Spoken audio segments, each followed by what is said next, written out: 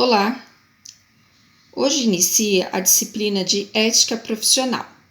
A enfermagem é uma profissão que existe há séculos e sempre teve como base o espírito do serviço, que é o ideal profissional, a arte, que é a habilidade em desenvolver as técnicas, a ciência, que é o aperfeiçoamento dos conhecimentos. Dentro da história de enfermagem, temos os períodos e estaremos estudando alguns a partir de agora. Tem o período da Era antes de Cristo. Nesse período, a doença era castigo de Deus ou dos deuses, e os sacerdotes exerciam o poder de restabelecer os doentes. Não há relato de profissionais de enfermagem ou procedimentos como a ciência, mas há relato de cuidados e evolução da medicina através da era fitoterápica.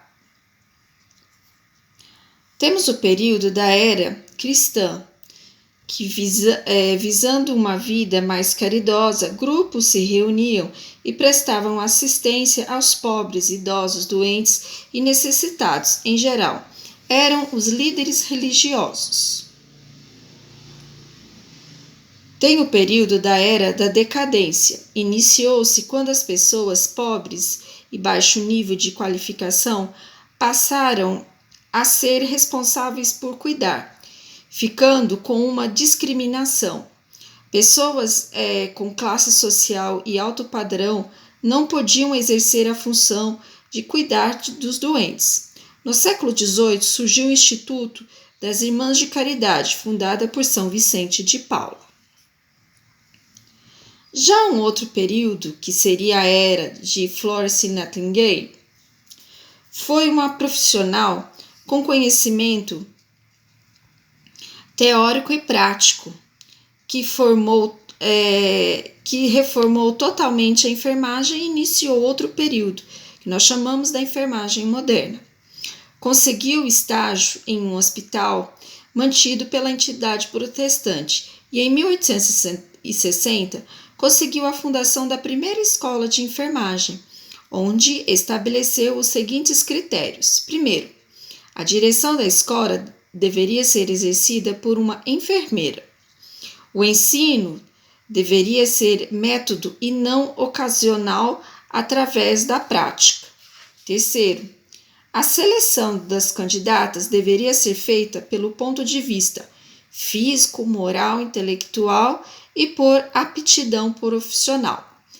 Com esse método, a enfermagem tomou novo direcionamento, tendo evolução nas práticas e teorias e abrindo oportunidade para outras pessoas. Quais as principais entidades de classe da enfermagem que nós temos hoje no Brasil? Nós temos o sindicato, que tem como objetivo a defesa dos interesses econômicos dos profissionais, sociais, políticos e seus associados. Nós temos a ABEM, que é a Associação Brasileira de Enfermagem, formada por enfermeiros, técnicos de enfermagem e auxiliares de enfermagem, que trabalham em coletividade, promovendo o crescimento social, político e científico de enfermagem. Nós temos o COFEN, que é o Conselho Federal de Enfermagem, e nós temos o COREN, que é o Conselho Regional de Enfermagem. Ambos são entidades fiscalizadoras e disciplinadoras no exercício da profissão. Cabe ao COFEN instalar os CORENs, elaborar o código de ética e alterá-lo, julgar recursos provenientes do COREN, homologar, suprir ou anular CORENs, promover estudos e campanhas de aperfeiçoamento, publicar relatórios anuais, convocar e realizar assembleias.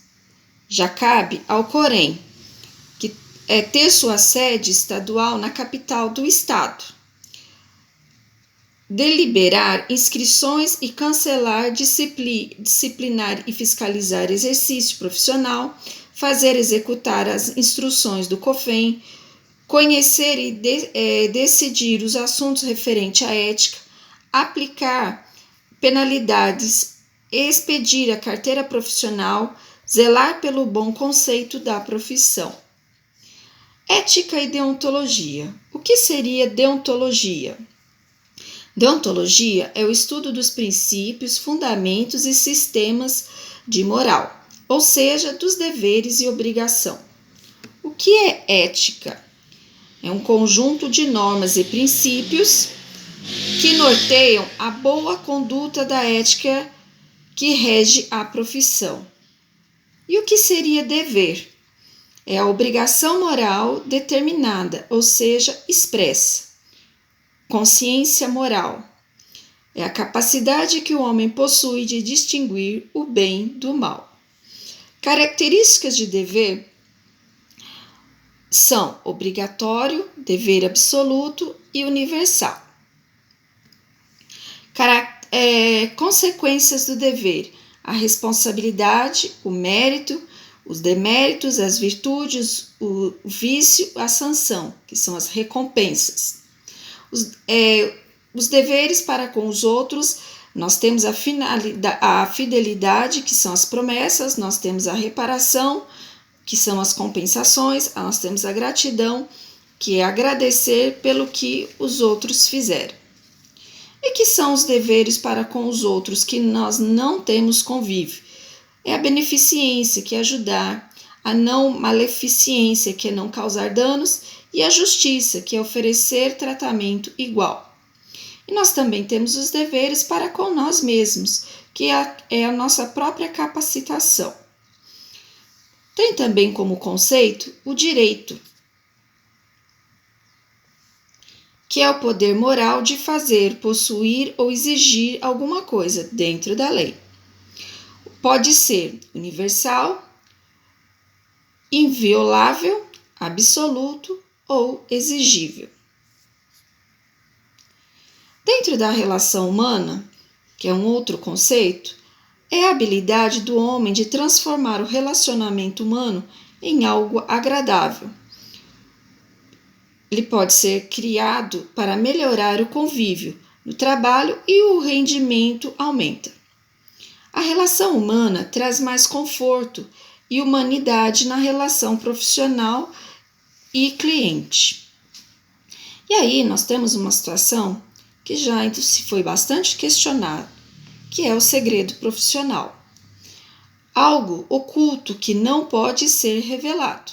Ele envolve o dono do segredo, o destinatário, quem escutou, e o conteúdo, que é a história. Existe o segredo natural, que é o segredo prometido, o segredo confiado, o segredo sacramental e o segredo profissional, podendo ser a revelação direta ou indireta. Quando se pode contar um segredo? Quando o bem está em comum exige, quando o bem de terceira pessoa exige, quando o dono do segredo permite, quando o bem do depositário exige e quando em caso de herança e problemas familiares. E aí, quando nós temos obrigação ou dever de contar o segredo? Quando há casos de moléstia contagiosa, atestado de óbito, perícia de menores, agressão, violência sexual, crime pelo qual pague um inocente, abortamentos de profissionais, resultados de junta à saúde. E essa foi a nossa aula de hoje, ok? Aguardo vocês para a próxima aula.